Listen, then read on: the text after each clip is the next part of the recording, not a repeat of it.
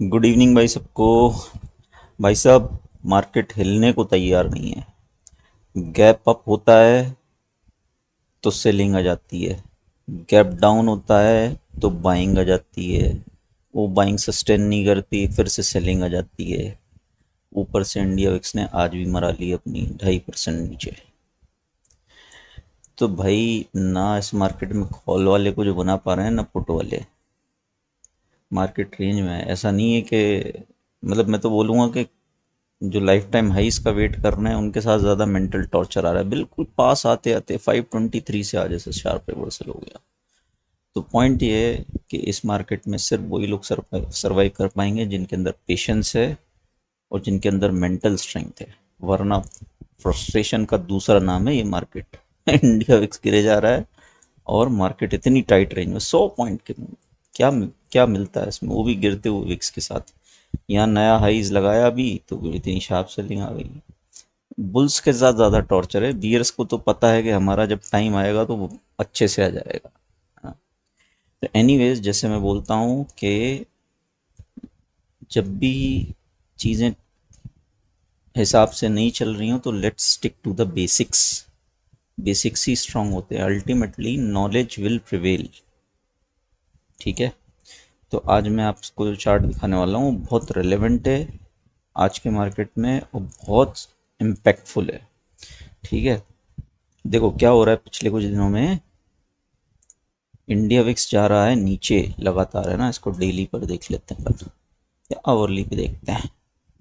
ठीक है, India VIX लगातार नीचे आ रहा है। 16 था मार्च के स्टार्टिंग में, गिर के 11.5 इलेक्शन आते आते हो गया ना। मुझे लग रहा है एक बड़ा डायरेक्शनल मूव देने के पहले इंडिया विक्स क्रैश होता है। वैसे ही कुछ सीन चल रहा है ना, सबको बायर्स को साफ कर देगा मार्केट, उसके बाद मूव देगा। तो एक चीज़ ये हो रही है, इंडिया विक्स बहुत तेज़ी से गिर रहा है।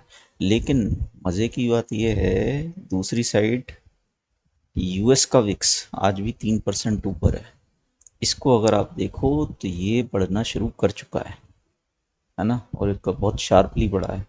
ये भी 11 12 12 के आसपास था, 12 से भी 15 प्लस, है ना। मतलब रफली 25% बढ़ गया है ये पिछले कुछ दिनों में, है ना। तो जब ये डिस्पैरिटी होती है, अचानक से ये सडन शिफ्ट ऑफ सेंटिमेंट्स होता है यूएस मार्केट में वर्सेस इंडिया मार्केट में। सेंटिमेंट शिफ्ट मतलब विक्स ही दिखाता है ना, फियर है, ग्रीड है। तो US VIX generally volatility index fear को रिप्रेजेंट करता है, तो यूएस मार्केट में है लेकिन इंडियन मार्केट में नहीं है। तो ये फेजेस बहुत बार आते हैं कि यूएस का विक्स ऊपर जा रहा है और इंडिया का नीचे। ठीक है। और मैं अपने मेमोरी से बोलूँ तो इसका मतलब बेस्ट एग्जांपल रहा है अक्टूबर 21। यूएस का विक्स बहुत तेज बढ़ना शुरू हो गया था, इंडिया का विक्स ने बाद में कैचअप किया। लेकिन जब किया ना तो 18,000 से 18,600 से 16,400 जाने में एक महीना लगा था सिर्फ। ठीक है। तो हमको ये दोनों इंडेक्स को कंपेयर करना है, तो हमको करना क्या होगा, यहाँ का विक्स है 15 और हमारा इंडिया विक्स है 11। हम दोनों का डिफरेंस लेते हैं, है ना। दोनों का डिफरेंस लेके चलते हैं। विक्स माइनस इंडिया विक्स मतलब यूएस का विक्स माइनस इंडिया विक्स, जिसका डिफरेंस 3.73 है। कुछ दिनों पहले तक ये रेड में था, अभी देखो शार्पली ग्रीन में आया है, शार्पली। और जब बोल रहा हूँ सडन शिफ्ट ऑफ सेंटिमेंट्स, वो हम कैसे मेजर कर सकते हैं, वो आरएसआई से मेजर कर सकते हैं कि देखो आप स्पीड, कितनी स्पीड से ये ऊपर आया है, एकदम शार्पली। ठीक है। तो ये ओवरबॉट में आना या इस तरह से शार्प राइज होना जब भी होता है इसका कि यूएस मार्केट बढ़े, यूएस विक्स बढ़े जा रहा है और इंडिया का गिरे जा रहा है, तो इस तरह की मूव्स दिखते हैं और आरएसआई ओवरबॉट के आसपास आ जाता है। तो जब भी ऐसा होता है निफ्टी में, अल्टीमेटली एक दो हफ्ते में क्या होता है, मैं महीने दो महीने की बात ही नहीं कर रहा, एक दो हफ्ते इमीडिएट सेंटीमेंट। क्योंकि हमको भी एक्सपायरी ट्रेडिंग से मतलब है ना। भले ही कॉल पुट अभी कुछ भी नहीं चल रहा है ना, बुल परेशान बियर परेशान, लेकिन जब चलेंगे ना तो जो डिजर्व करता है वही बनाएगा। शॉर्ट टर्म के हिसाब से देखना है इस मार्केट को डे बाई डे। तो आप ये देखो कि जब भी ये इस तरह के पीक्स बनाता है, मैं इनको एरियाज को मार्क कर देता हूँ, थोड़ा पेशेंस के साथ देखना, आपको एक बहुत क्लियर पिक्चर दिखेगी। देखो हम चार्ट पे बात कर रहे हैं ना, कोई हवा में बात नहीं कर रहे। चलेगा चलेगा, नहीं चलेगा कोई बात नहीं, इसको वैसे करना नहीं चाहिए, लेकिन एक शार्प प्राइस, ये इस तरह के शार्प प्राइस है ना, जहाँ जहाँ थे मैं वो सारे एरियाज मार्क कर रहा हूँ। फिर आप देखना कि जब भी इस तरह के मूव्स पहले आए हैं तो निफ्टी ने किस तरह से रिएक्ट किया है। विक्स अपने आप में बहुत पावरफुल इंडेक्स है भाई, है ना। लाखों करोड़ों रुपए के ऑप्शंस खरीदे बेचे जाते हैं, है ना। इसको आई थिंक ले लेते हैं, क्योंकि काफ़ी नीचे से इसने रिवर्स किया था। लेट्स से यहाँ पे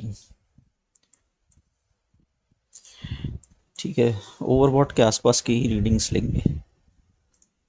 थोड़ा सा पेशेंस के साथ देखना, पिक्चर एकदम क्लियर हो जाएगी मेरे दोस्त।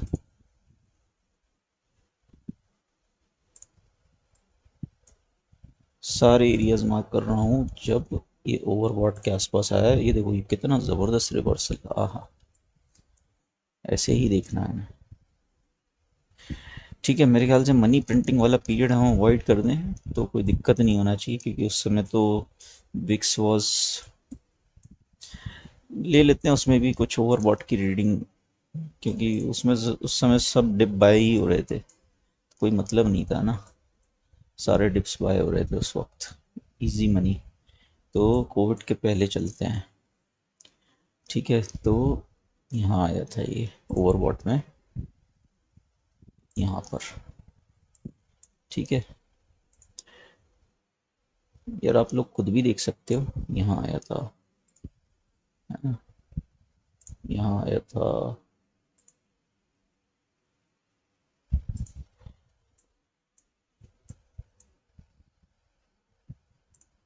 बहुत ज़्यादा पीछे नहीं जा रहा है ना, नेसेसरी वीडियो लंबा हो, आई थिंक इतना काफ़ी है। ठीक है, और एक ये रीडिंग ले लेते हैं, ये भी बहुत शार्प था।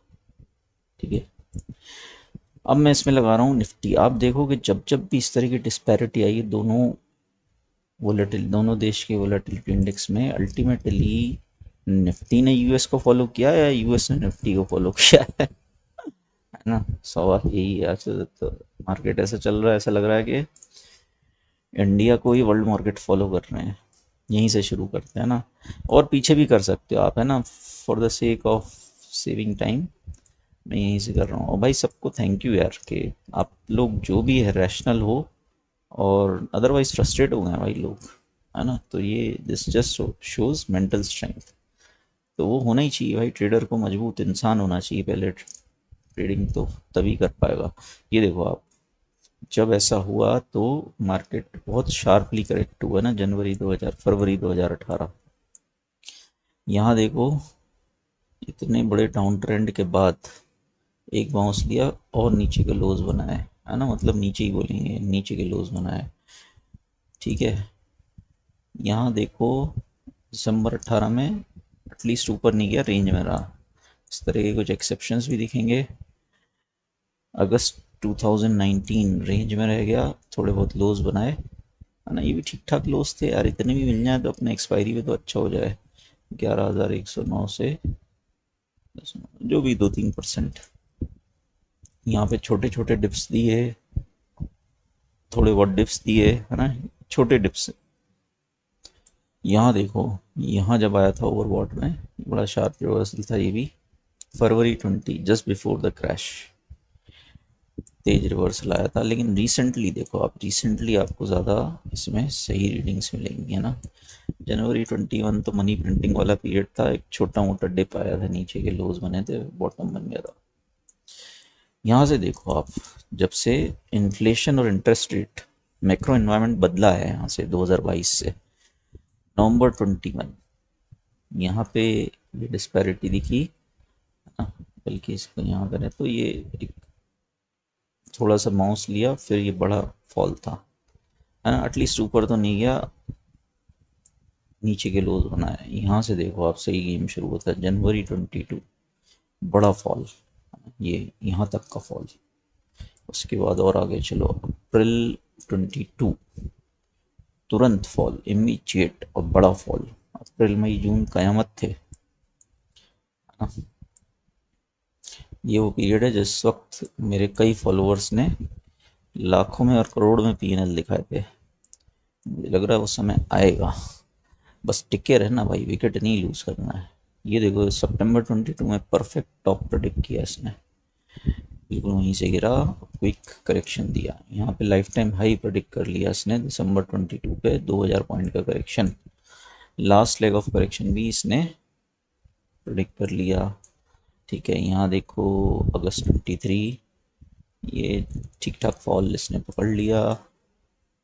सितंबर 23 में भी एक डिप था, ये पकड़ लिया है ना, यहाँ पर भी अक्टूबर 23।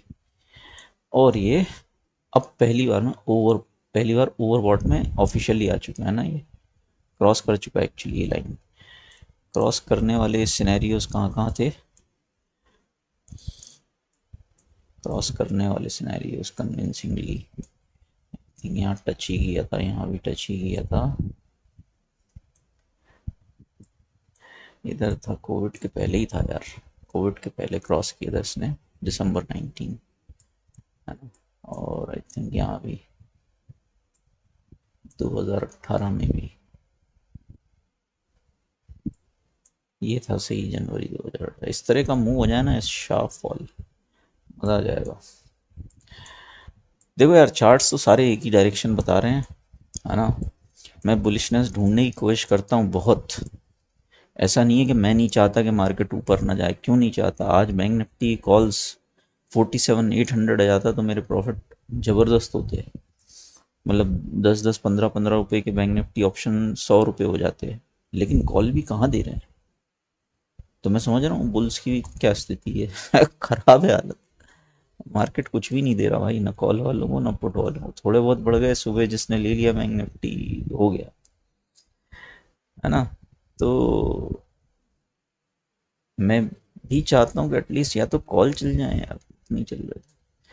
लेकिन ठीक है, देखो ये चीज़ हमारे कंट्रोल में नहीं है। हमारा काम है भाई स्टडी करना और बने रहना। मार्केट को टाइमिंग तो कोई बल्लम नहीं कर पाया, ठीक है।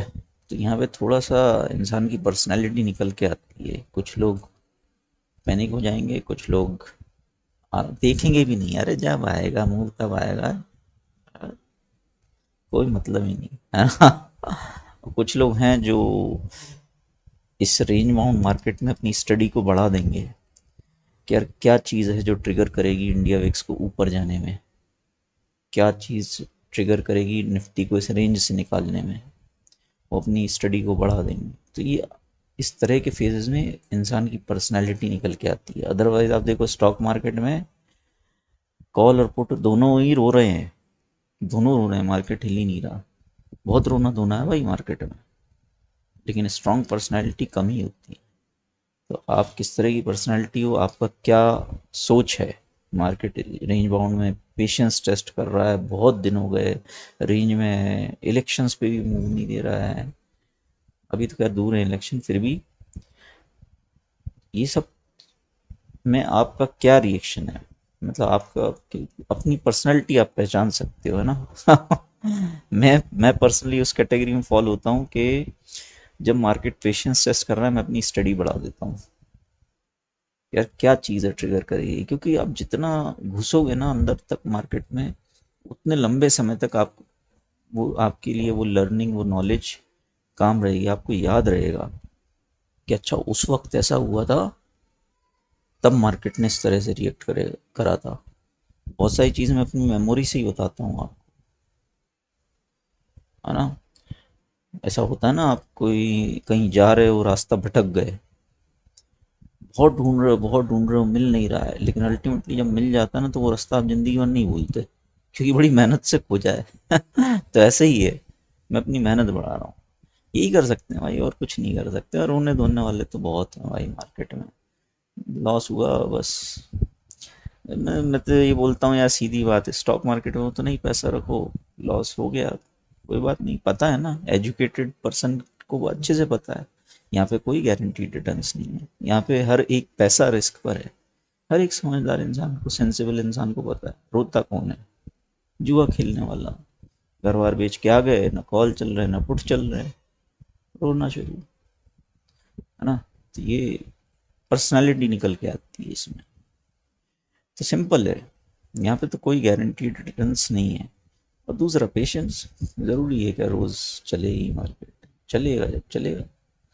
ठीक है यार, आज पावेल की स्पीच भी है, देखें क्या है। मैं चाहता हूँ या तो कॉल चलें या पुट चलें, कुछ तो चले। बट ये पोजिशनली जो दिखा रहा है कि कुछ दिन और बचे हैं शायद, फिर अप्रैल मई में शुरू हो जाना चाहिए नीचे का काम।